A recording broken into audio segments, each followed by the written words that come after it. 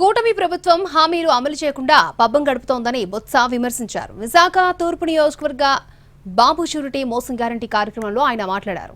అప్పు చేసిన 1,65,000 కోట్లు ఎవరికిచ్చారని నిలదీశారు. మోసం మాయా దగా ఒక చంద్రబాబు దగ్గరే కనిపిస్తాయన్నారు. ఇచ్చిన హామీలు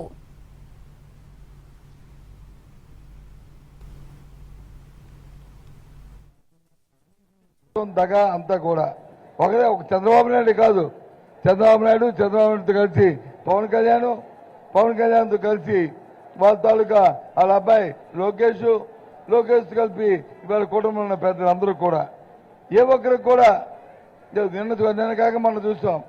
ఆశ్చర్యపోయాను. ఎన్నికొచ్చినప్పుడు వచ్చి పెద్ద పెద్ద అడ్వర్టైజ్మెంట్ ఇచ్చారు.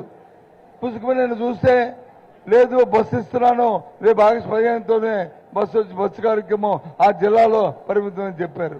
ఇలాంటి రాజకీయాల్లో ఇలాంటి పరిస్థితి ఎప్పుడు చూడలే. ఒక్క చంద్రబాబు నాయుడు దగ్గరే చూసాం మనం.